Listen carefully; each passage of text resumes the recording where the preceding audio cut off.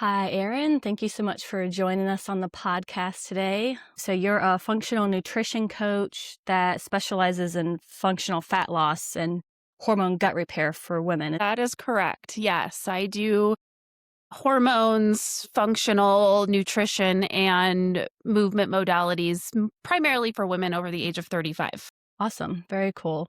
Yeah, And thanks. I also know that you live abroad in Mexico and obviously Yes. you're child free if you're on the podcast. And I heard on one of your podcasts recently that you started volunteering with animals. So, all things that I would like to chat with you about today. Are you in Mexico currently? Or are you in the States? Or do you go back and forth? Right now, I'm in Williams, Arizona for the week. We have a little cabin here. We spend the winters usually in Mexico, but we have to come back to the States to get. We live in a really small town in Mexico, so there's no Amazon. There's no, there is a Walmart and stuff like that. But if we need prescriptions or any household items, we have to come back to the States every 3 months or so to stock up. So we're currently on the stock up trip right now. Okay.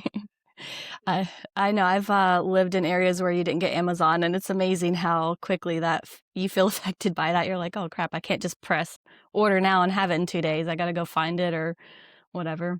Like I've lived abroad in the past and I absolutely love travel. I think it's awesome to get to see cultures, and when you live in a different country, it's very different than just showing up and vacationing at a resort. Not that there's anything wrong with that, but you just get like a whole other perspective. Like the Amazon thing, you don't have all of the conveniences that you get here in the US. Like, how did you guys decide to move to Mexico? What was that like?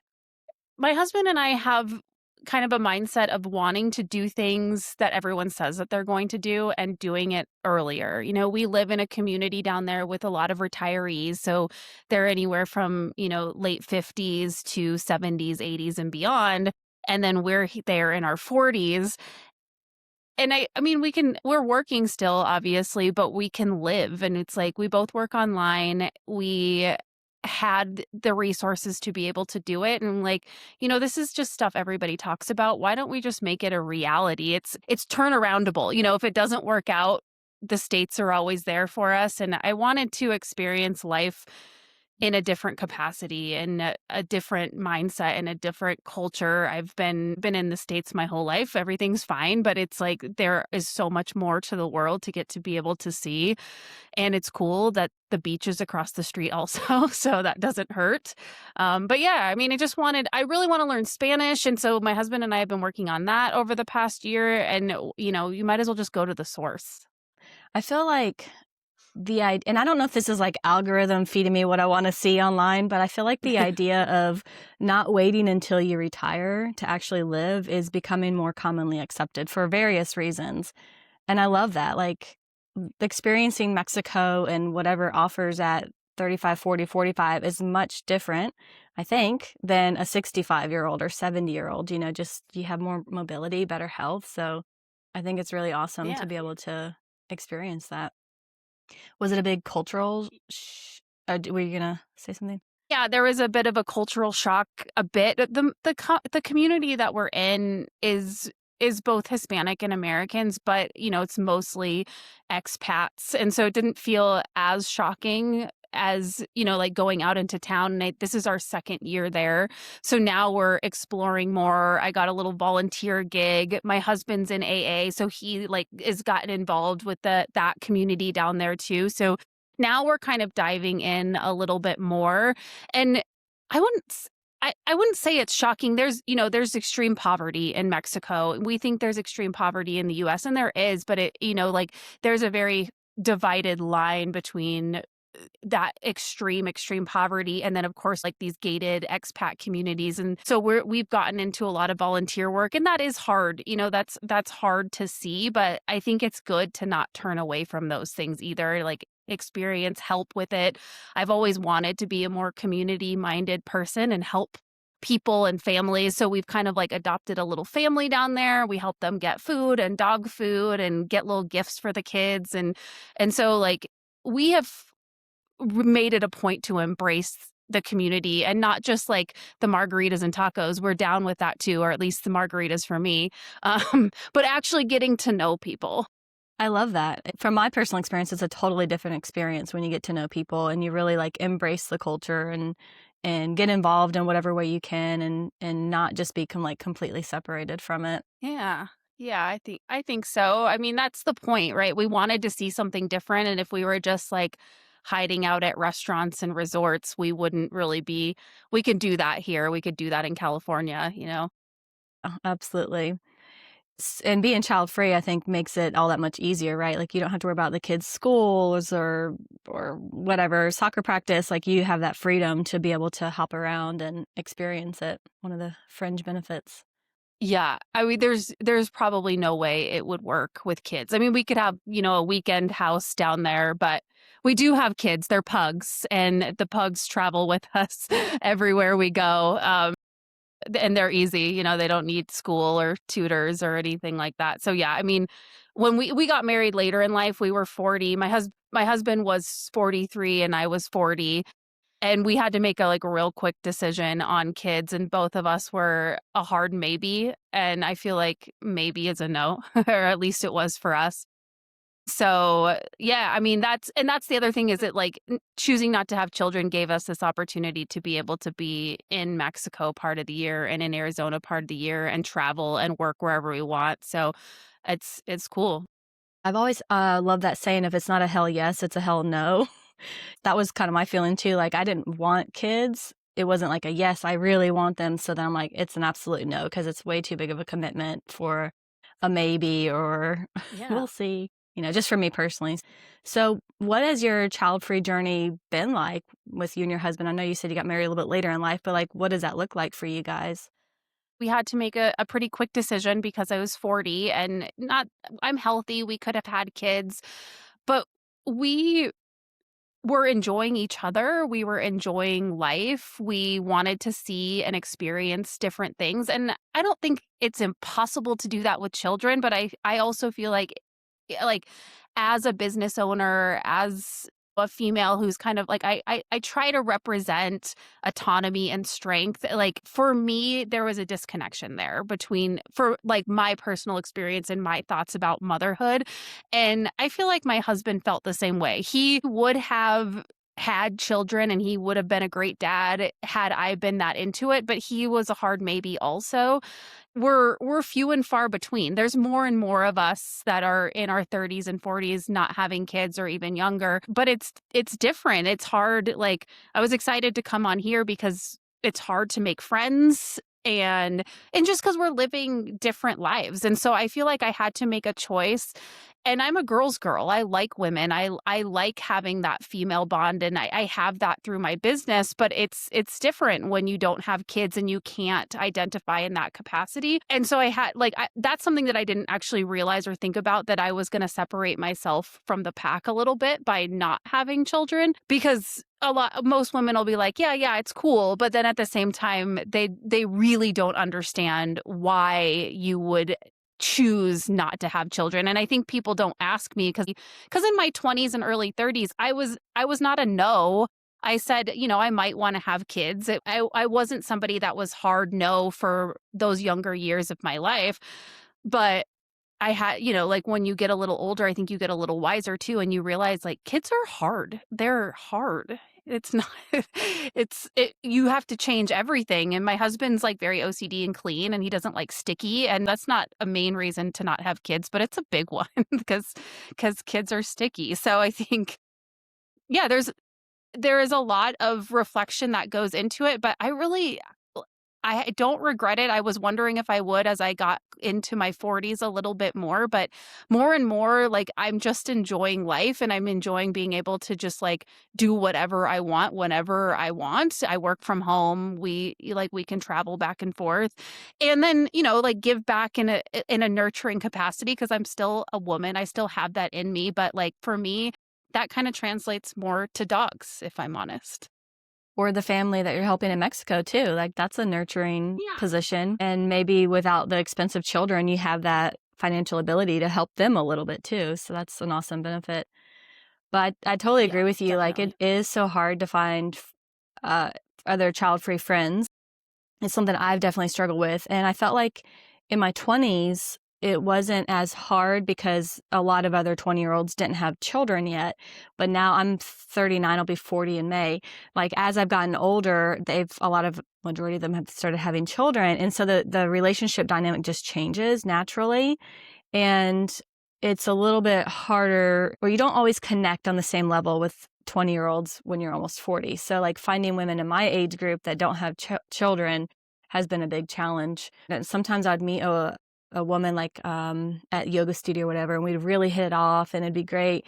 And then they would end up having a child, which is fine. Obviously, like, you can still be friends, but there's just that extra layer of, like, challenge because I have a lot of flexibility in my schedule, but they have to work around school and activities and all these different things. And it was always like really takes a lot of effort from both sides to like make the friendship continue to move forward. So it's kind of Yeah. exciting to meet people like yourself and others in our age group. Like you said, it feels like there's a little bit more and more coming to the forefront.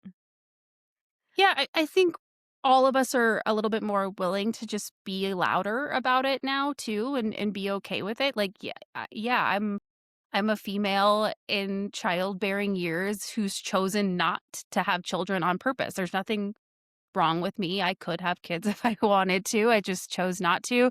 But I think a lot of women were hiding that before, or like didn't really want to speak up on it. And I don't know why that is, other than the fact that, like, I know you've probably got it too, like when people are like, "Oh, how many kids do you have?" and you're like, "0," and they look at you kind of weird, like they don't know what to do with you next.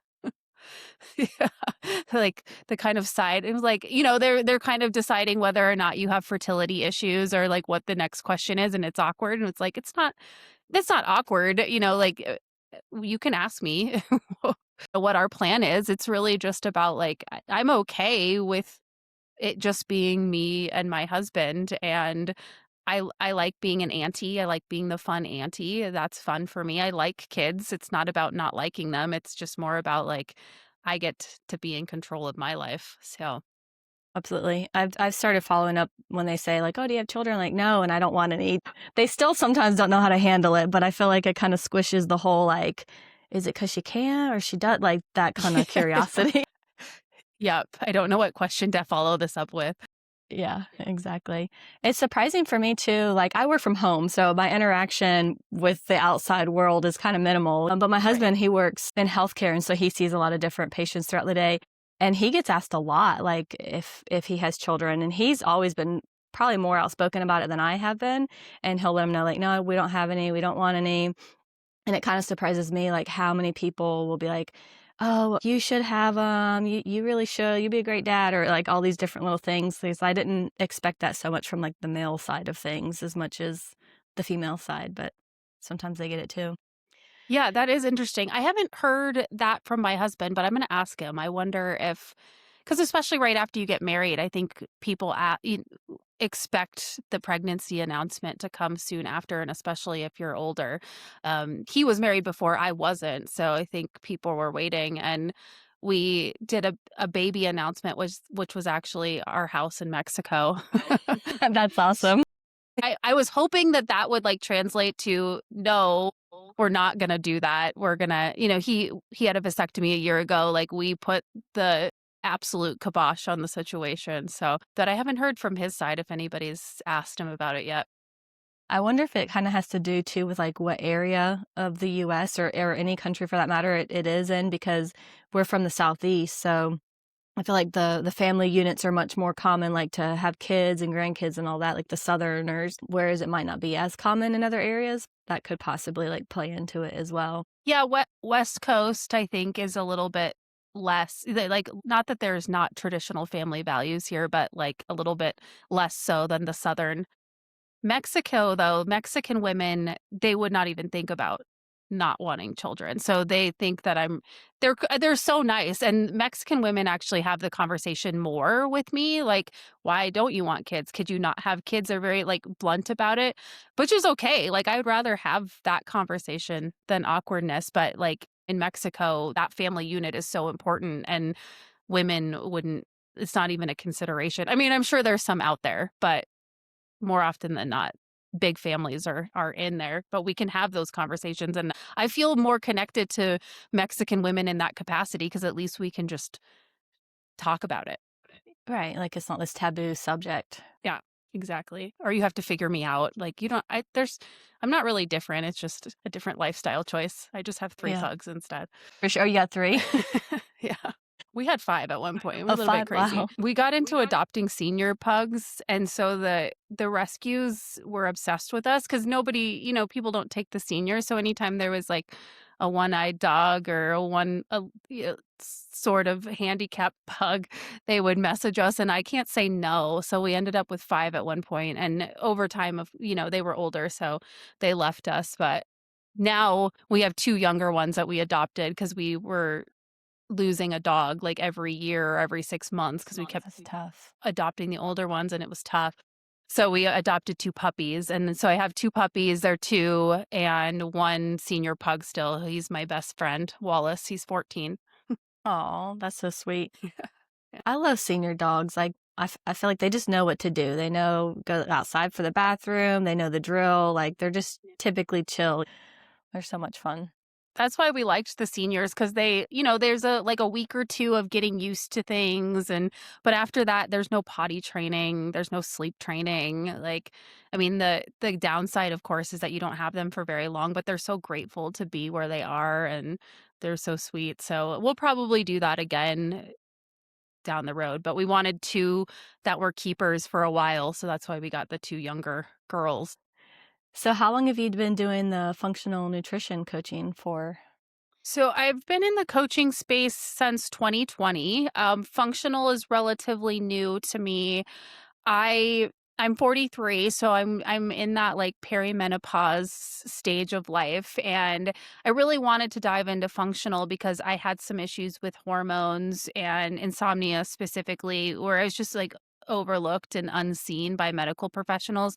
And then I just kept hearing women like over and over again. They're like, they say my labs are normal. I'm not sleeping. I'm gaining weight. I have no energy. Like just not feeling well, and that was my experience as well. And so I was able to do my own like genetic testing and functional testing through another company, and it really opened my eyes and was like there's a lot of things that Western medicine isn't looking at, and there's a lot of things that are overlooked in women's healthcare, especially as we reach perimenopause years and they're just giving women birth control, they're giving them antidepressants for no reason. And that was my experience also. I was on an antidepressant that I didn't need, and then I didn't understand that you become like chemically uh addicted, for lack of a better term, or like dependent on it. So when I wanted to come off of it, I had to go through this tapering process. I just thought I could like get on and get off. It was going to help me with sleep.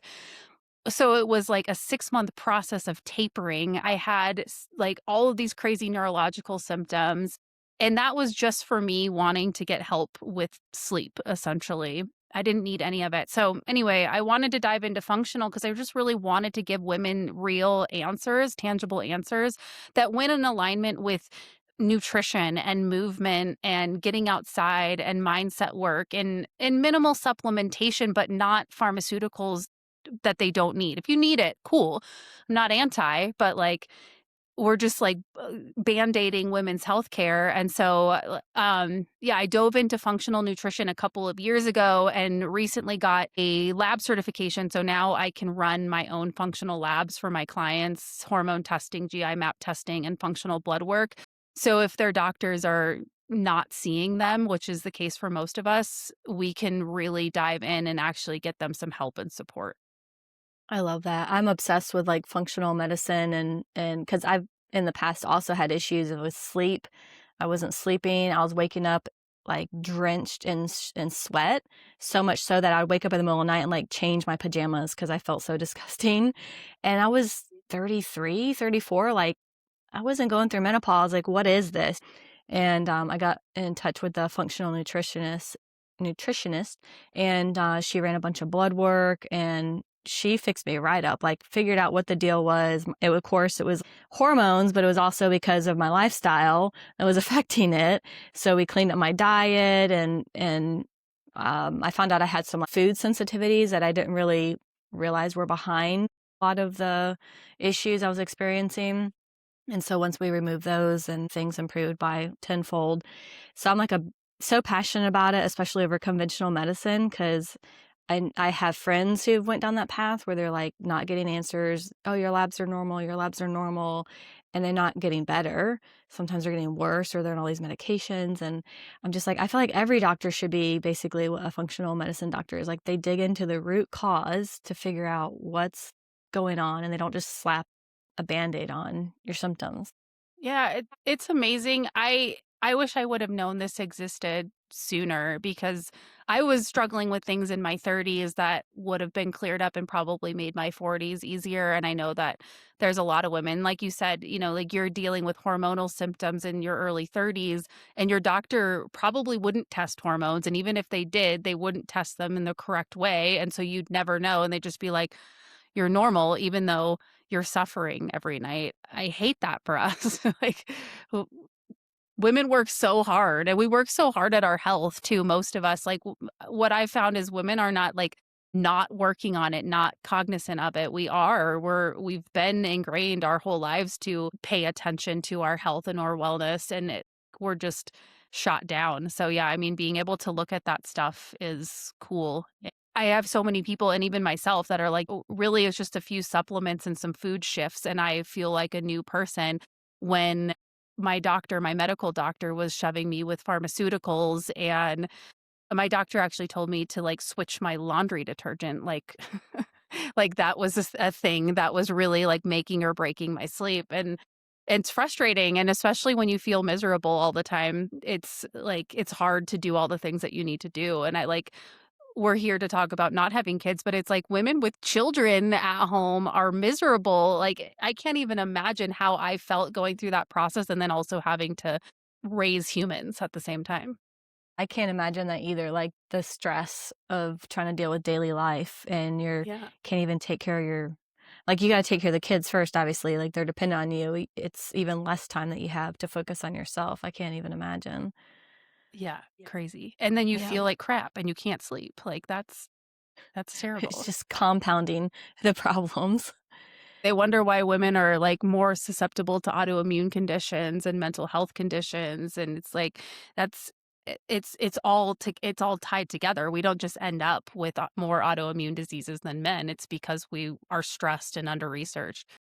Yeah, that was something that blew my mind was how I'm terrible with remembering dates, but medical research was based on men up until relatively recently. I don't remember if that was like the 80s, the 90s, or 7 like it was relatively recent. So like medications are based on men and their body types, and they didn't even research the dosage for women.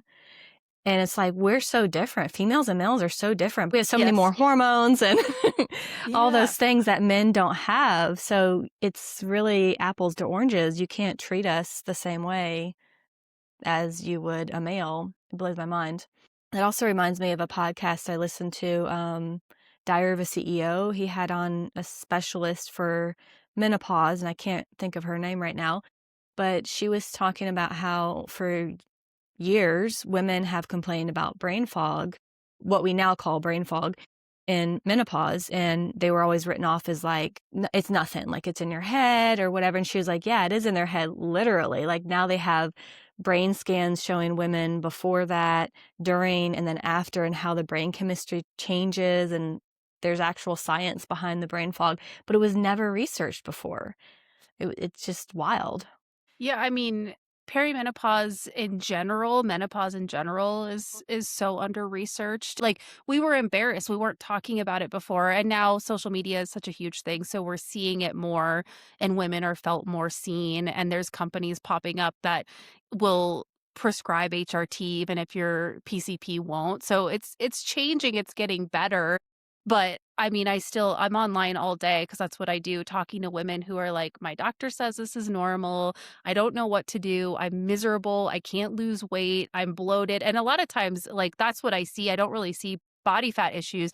We see extreme bloat from stress and cortisol and trying to constantly undercut calories. And then we have energy and sleep issues. So, of course, you can't go to the gym. You feel like shit all the time. Like, Why do you want to go to the gym? And then you like the only solace to that is eating food that feels good. Well, of course, like that's the cycle. Like it makes a lot of sense. You don't want to eat healthy when you feel like crap. You want a burger, you want comfort food or whatever. So then it like just repeats itself and it compounds over and over. It's maddening, but I don't have a huge platform, but I'm trying everywhere that I that I can to tell women that it's the stress response, it is the medical gaslighting, it isn't them, that this is most of the stuff is fixable. Yeah, I really like your no bullshit approach. It's the stress, it's all these different things combined, like, in some of your posts online. I like how you kinda call it out in an easy way to be understand by anybody, and also addressing that because I feel like women, we have been misdirected, misguided in so many ways when it comes to our health and fitness, like, for years. So and then also, like, we're thrown all these fad diets, like, "Do this, do that," and so then it becomes confusing. You're like, "There's so many options, I don't know what to do." So even if you don't have the biggest platform right now, just getting that word out there, you help one person and they'll tell their friends, and then hopefully it'll continue to become more common knowledge. Yeah, I mean, that's the plan. I never imagined that I would be an online like person. This wasn't something I wanted to do, but it just found me. And I mean, I like we have our own podcast and we'll have to have you on sometime too. But we're just trying to share with women that it doesn't have to be that way, and you're so right. We have been misled with exercise and training modalities, we've been misled with nutritional modalities, and, like, the truth is it's just simple. Whole food, lifting weights, going on walks, walking outside, those things are really what move the needle. They have allowed us to believe in some capacity that we're broken or overeating carbs, and so then we mess up our thyroid health, and it's because we stop eating carbohydrates, and then we go keto, and then we go carnivore, then we, cut to 800 calories, and then we inject ourselves with stuff to try to get skinnier, and all of these things, like, while at the same time blaming us for our hormones not being stable. And it's like, of course they're not stable. You're under eating, you're overstressed, you're not sleeping, you don't have any muscle mass. I don't know how we've come so far and down this rabbit hole with women's healthcare. You'd think that we would be a little bit further ahead by now, but we're still not. I mean, even my own doctor, I'm on testosterone HRT, and he gave me so much shit about re-prescribing it. I got it from a different company that I did testing with for myself, and they were just expensive, so I wanted to see if I could get it through my PCP, and he essentially said no, and because he doesn't prescribe testosterone to women, and I'm like, that sounds like a you issue. Like, how come you don't have the education to understand the hormonal needs? Another doctor prescribed it to me. I didn't get it like black market or anything. I just want a refill because it's making me feel normal again. So yeah, I mean it's rampant. It's everywhere. That's wild. It blows my mind when you hear doctors, like, not even being open to the discussion, and you're not asking for anything wild that's dangerous to you, like, and just to kinda, like, totally blow it off like that. Yeah. Well, no. I mean, he gave me a essentially addictive antidepressant and he wouldn't give me bioidentical testosterone. Like that my body makes that naturally. All we're doing is trying I'm not trying to I mean, I would love to use it to get jacked, but I am not using that much. Like I'm just using it to feel normal and have energy again and some libido so that like my marriage stays happy, like little things like that. Little common things. Yeah. Going back to earlier, you said about the depressants, I didn't realize that you had to, like, taper them off either. I thought it was kind of a you're on it, you're off of it. I didn't realize you had to. Is it because the body just gets so used to it, like, then it needs it, or how does that work? Yeah, essentially, because I, of course, did the research after. Essentially, what happens is your GABA receptors in your brain downshift, downregulate because the pharmaceutical is mimicking those GABA receptors, those feel good chemicals. And so when you come off of it, you're just like cut off. So what I experienced was like blurred vision, extreme lethargy. I had biofeedback that was like I had an aggressive flu type symptoms, elevated heart rate. I was looking up my symptoms and basically they were describing MS and I'm like do I have MS? No, it was literally me because I didn't know that I couldn't just come off of it. They weren't making me feel very good. So I just decided one day, I'm like, this isn't working anymore. And for a while they did work. And what also happens is your body becomes like it normalizes it. So then you need more and more to get the same response. They're really meant to be used for like panic disorder. So if you have like one-off panic attacks, you would take one and calm yourself down, or like they give them to people in the hospital, but they're not really a medication that's supposed to be for long-term use. And he told me that, and he also mentioned that they can be habit forming. But the way he like prefaced it to me was more like, are you somebody that is more prone to addiction, which I am not. He's like, because they can make you feel really good. And I'm like, no, that's what I need. I need to feel good and pass out. Like, give it to me. But the implications of it were like it was half-assed if at best, telling me what they were supposed to do or not do.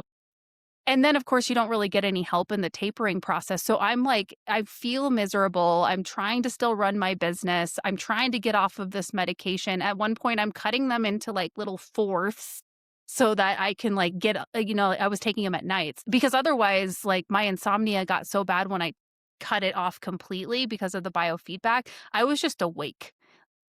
Like all night long, I would just be awake. It was like I drank like 18 espressos. And so that was the thing is I had to taper it off over time. I wanted it out of my body.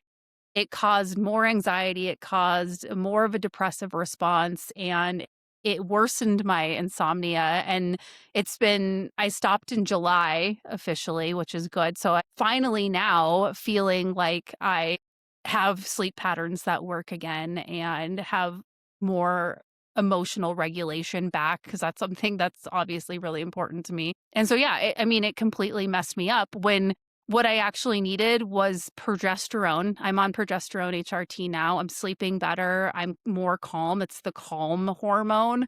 So if you're not sleeping, that should be like the first thing, especially in late 30s and 40-year-old women, and testosterone. And it's doing the same thing without any risk.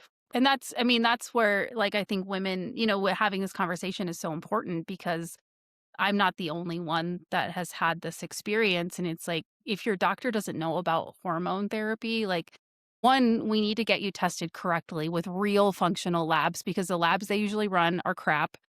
And they're like, or urine testing, Dutch testing is great to really see what your hormones are doing. And it's not 100%, but it will give you a better picture, especially like thyroid health and that kind of thing. They're usually running the basic of the basic, and then they tell you you're okay, and you're actually not okay. I had to have a bunch of thyroid testing ran as well. And the general, like conventional doctor, they'll only run, I don't know exactly, like 4 or 5 different tests, right? But when you go to the functional doctor, the list was this long. Like she checked so many different things and then compared it to not what what is generally accepted as normal, but they had like a different number to compare it to show, okay, the normal that you're given at the regular doctor this is how it's explained to me, is the normal for your area. But when people go to the doctor for blood work, usually it's because they're sick. So you don't want to have a normal sick person's markers. You want to have a healthy person's markers. And just seeing the difference in the amount of information that they were able to provide, but then also the difference in like what was actually going on versus where I should be. I feel like, how is this not normal? How is this not the standard at every doctor, no matter what? It's wild, and especially with hormones. But yeah, I mean, basic labs are there to tell you like dying or not dying essentially, like is there something really wrong, and that's good, like if you have diabetes or you have cholesterol issues or you have blood sugar issues, whatever the case may be, like knowing that and being able to properly medicate that or whatever the case may be. And I would argue that nutrition should come first in all of those categories anyway. That's what they're testing. And a lot of times women's hormones will fall in what they say is the normal category, but we don't have any understanding of what they were before. So we don't know what optimal is. All we know is that they're symptomatic. Like you were having night sweats. That's obviously symptomatic. There's something going on hormonally for you. And even if all your sex hormones came back as normal, that would still not be optimal. And that's what they're not looking at. They're just like, well, she's not dying.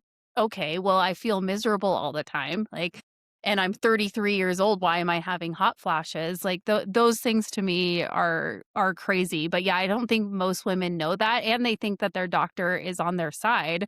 Where like I have a my assistant coach that works with me, she's lost 122 pounds. And of course, like all of her blood markers, all of her health markers have improved. But like even her doctor, her cholesterol came back a little bit high. And mine is actually higher than hers. And that happens in perimenopause. But not within like a dangerous range. But her doctor wanted to put her on cholesterol meds. And I'm like, you do not need medication. It was like 2 points outside of the normal. I'm like, I wouldn't even worry about that. Like that could have just been an off day. And she's calling her and asking her to go on pharmaceuticals. We got her off 5 different pharmaceuticals because she had type 2 diabetes. It's reversed now. And so, yeah, I mean, that's kind of what the MO of a lot of Western medicine doctors, and I know it's not all of them, but like they are getting some sort of incentives from pharmaceuticals, and she's off 5 of them and her doctor's pushing 1. Like, there's no reason. Everything else was like in the healthy category, not even just the normal category. So yeah, it's crazy. So, for those who are listening that don't know, how would you describe the difference between functional lab work and normal lab work? If I'm looking at your labs, I'm looking at it from like a whole body system, as opposed to, again, the doctors are just looking at what's normal and what's not normal. So they want to know if there's disease or not. I am going to take your symptoms, like if we're looking at you, why were you having hot flashes? You're drenched through the night. What's your thyroid doing? What's estrogen patterns doing? Are you detoxing estrogen? That kind of thing. They're not looking at any of that. They might say that you're stressed and maybe you need an antidepressant. That would be the jumping point for that conversation, where I would be like, okay, what does your food look like? How close to bedtime are you eating? Like, what are your normal cycles looking like? Like, what is your training like? What is your stress level like? So like, we're not just looking at the labs, we're also integrating that with nutrition. Like for me, I look at my clients' actual food items. We're not just talking macros, we're talking like everything they're eating throughout the day to pinpoint GI stuff, hormonal stuff, stress related things. And we can pinpoint that like day to day scale fluctuations, sleep issues. Like, so it's a full look and full understanding. I'll give you an example. I just ran a GI map test for a client of mine who's been dealing with, she had cancer. So her body was very, very stressed. Obviously, she's in remission, she's healthy, but then she wants to lose body fat. So essentially, a stressed out system can lose body fat. Yes, a calorie deficit works, but it's going to fight you.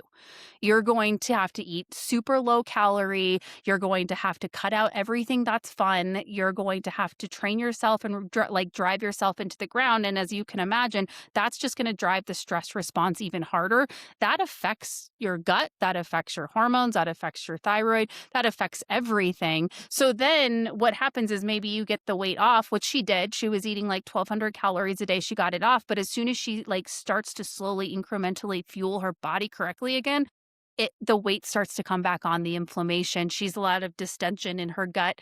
Nobody is looking at that. And what we got from that GI map test is really cool. Essentially just showed a super stressed system. Like she needed some support through a couple of supplements and really to eat more food, to eat more carbohydrates, to eat more fiber. And we're raising food, her inflammation's coming down, her heart rate is normalizing, like her digestion is normalizing. That didn't come from pharmaceuticals. And she's a nurse. Like she's in the hospital often. She can talk to doctors all day. Like she's had so many tests and nobody's looking at it with this lens. And yes, I make money doing this, but I'm not looking at it from a perspective like, what do I need to put them on? I'd rather take them off of stuff too. And so this is more holistic. This is more like lifestyle integration so that this never happens again. Because for me, it's like if your body's not losing body fat, that's a symptom. That's not just something you're stuck with. Like, why? Why are you constipated all the time? Why are like you have one meal and your gut comes out? Like, those are a lot of things that women just think that they have to live with. And then, yes, you go to your doctor and they're like, nope, everything's normal. And then you feel, then like, if you can imagine, like the stress response is already high. You think something's wrong with you, something is wrong with you, and then they tell you nothing's wrong with you. So then you feel insane. So then the stress response is even higher. So you don't even like want to talk to anybody about how you feel. And this is just the cycle that happens over and over again. So we're going to stop that. And like, I think for her, she could breathe a little easier because I'm like, this is just showing your system is so stressed. And she's like, yeah, it has been really stressed. And she's like, so I just eat more? And I'm like, yeah, basically, like, take these couple supplements. We're going to eat more. We're going to let it like stabilize. And she feels better. Like one weekend, a pound comes down. Like it's simple. And I think it's just like an empathetic way to look at it as well, as opposed to just like doctors are really smart. They think very scientifically. I'm bringing science and empathy together. It's amazing because you would not think like, oh, the answer is eat a little more because we're always taught like calorie deficit, don't eat, go on, get on the treadmill. But actually what she needed was like that whole food to help bring her back up to a less stressed environment, which is like last guess for a lot of people. Yeah, and you wouldn't. She's fit, like her limbs, her arms and legs look fit, like she's muscular, she just has distension in her abdomen. I mean, yeah, there's some body fat there to get off, but that isn't what it is, and she's like, "Nobody's ever talked to me like this before, like, they've just put me on 1,200 calorie diets, and that is what they do to us." I do love the holistic approach with functional, like not it's the blood work, the food, the routines, the lifestyle, like it's really looking at everything involved. I think I'm passionate about it because of how much it's helped me in my life. I'm just like, it works. It's not even that hard. Let me rephrase that. It's simple. It can be challenging because you're changing habits, but there's so much benefit that comes from it. And I'm just like, I wish everybody knew this because sometimes I wonder, do people even know what it feels like to feel good? Like if they felt shitty their entire life and that's all they know, do they even know like you have the option to feel this way and it's way better? And it's just like No. a lack of knowledge. Like not to Yeah. blame them, it's just a lack of knowledge. No, I mean, it's nobody's fault that nobody taught us this. Nobody taught us that actually eating more was beneficial and probably would lead to the body composition you want in a lot of cases.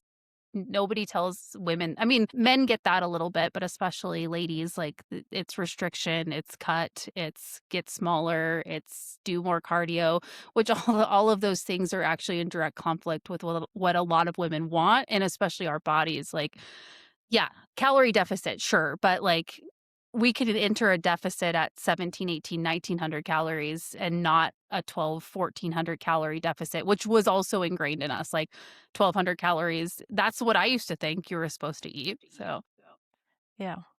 I bet she was relieved. Be like, oh, I can actually relax a little and eat something. yeah, like there's something about somebody just hearing you also. Like it's where you can just be like, okay, no, I'm not insane. And I think that releases it too. Like there isn't anything wrong with me per se, but if we fix these little things, I'm going to get the body response because she was walking around thinking she was broken. Right. And then have somebody tell Yeah. you, "Oh, there's nothing wrong with you." That's the worst feeling because we know ourselves, that we know our bodies better than any doctor will because we live in it every day. So to be told like gaslit like that, and they might even be like good intentions on the doctor's part, but just to be told like nothing's wrong with you is you're like, well, then you start doubting yourself. Like, is there something wrong with me? Is it in my head? Am I making this up? No, I know there's something wrong. Like, you just kind of go down this rabbit hole, or at least I would. No, I was too. Yeah. Thinking about like with ChatGPT and AI and all that's coming up, what are the benefits of using an actual human coach versus just popping it into ChatGPT and running with it?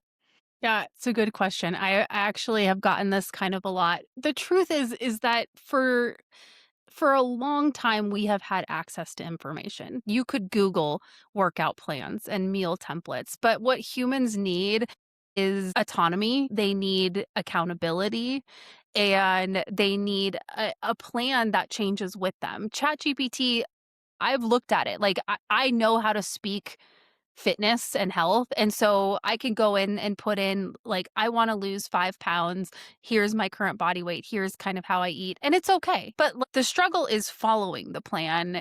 It hasn't ever really been about the specific plan, especially when we're talking about like just general health and wellness, eating a little bit better, tracking macros, exercising.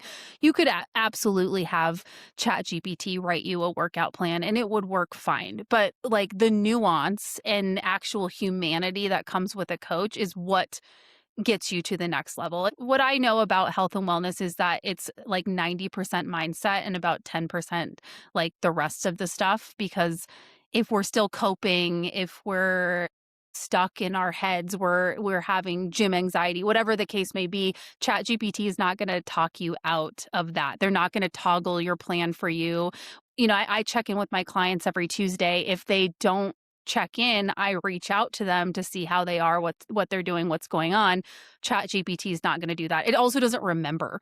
So like you could have it write you a plan and you're like, well, this isn't working.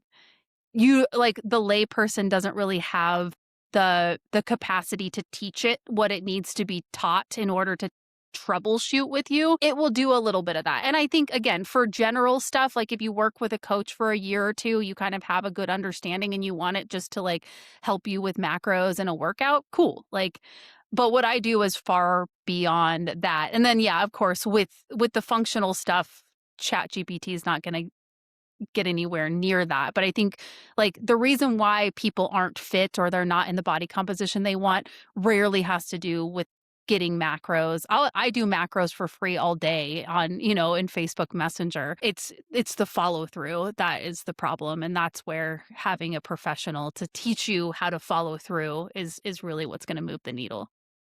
Yeah, I agree with that. We've always had the information. Like you said, you could just Google it, but it's more of us taking it on ourselves to put it into practice. And if that's something we don't know how to do or just don't have the discipline, having that like accountability buddy with a coach guiding you and tweaking the plan would be like really helpful versus ChatGPT. And plus, I think ChatGPT kind of tells you what you want to hear. Sometimes it doesn't always tell you the facts. They've proven that, like, it's kind of it's your buddy if you wanna hear what, somebody that has the same opinion as you, which is fine, sometimes we need that.